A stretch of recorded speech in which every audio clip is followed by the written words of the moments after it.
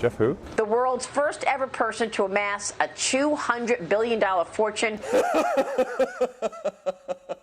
You can choose a life of ease and comfort, or you can choose a life of service and adventure. Which one of those, when you're 90 years old, are you going to be more proud of? It's easy to have ideas. It's very hard to turn an idea into a successful product. There are a lot of steps in between, and it takes persistence, relentlessness. So I always tell people who are, who think they want to be entrepreneurs, you need a combination of stubborn relentlessness and flexibility. And you have to know when to be which. And basically, you need to be stubborn on your vision, because otherwise it'll be too easy to give up. But you need to be very flexible on the details, because as you go along pursuing your vision, you'll find that some of your preconceptions were wrong, and you're going to need to be able to change those things.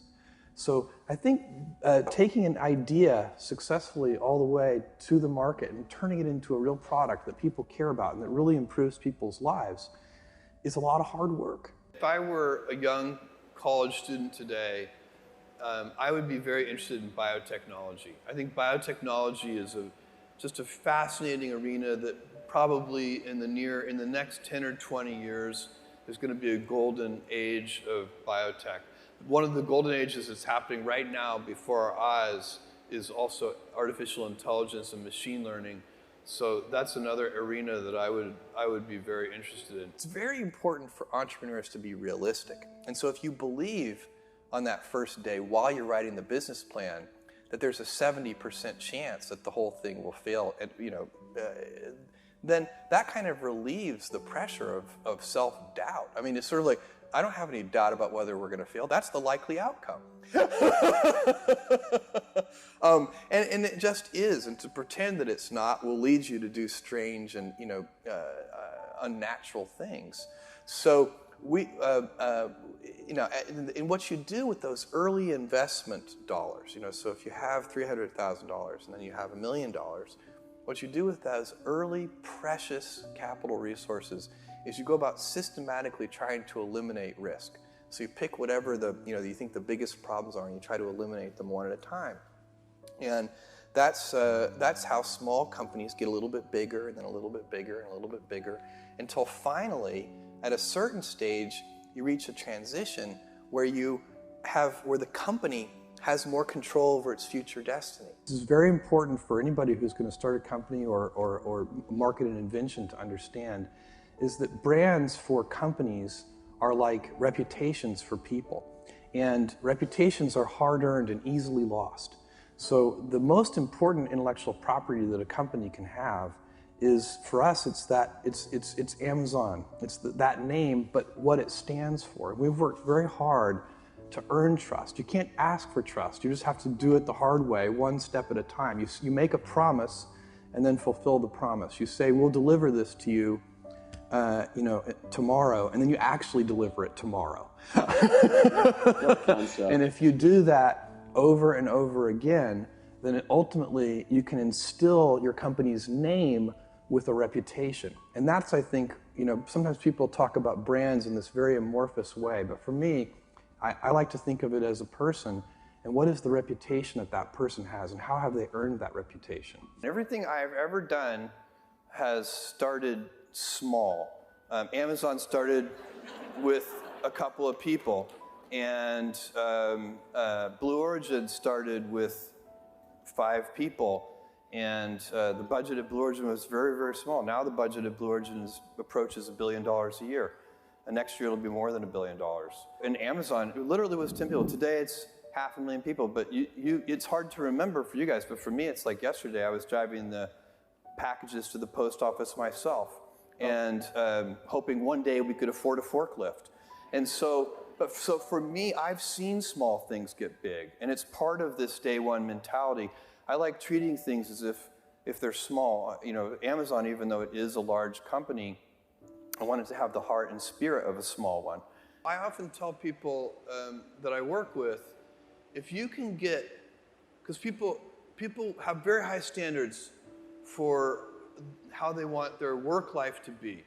And I said, look, if you can get your work life to be where you enjoy half of it, that is amazing, because very few people ever achieve that. Because the truth is, everything comes with overhead. That's reality. Everything comes with pieces that you don't like. You could be a Supreme Court justice, and there's still going to be pieces of your job you don't like. You can be a university professor, and it's still going to be, you have to go to committee meetings, and you have to do things. You know, every job comes with pieces you don't like.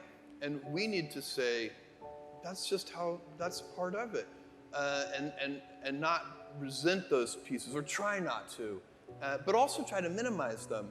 The stress primarily comes from not taking action over something that you can have some control over.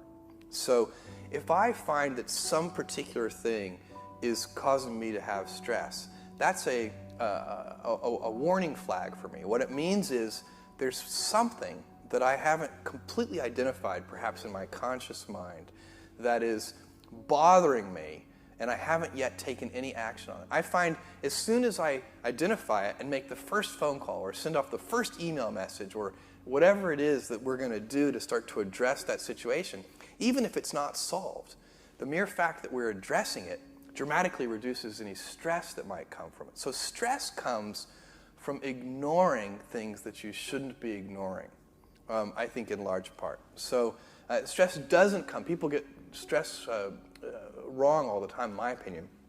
Stress doesn't come from hard work, for example. You know, you can be working incredibly hard and loving it. And likewise, you can be out of work and incredibly stressed over that.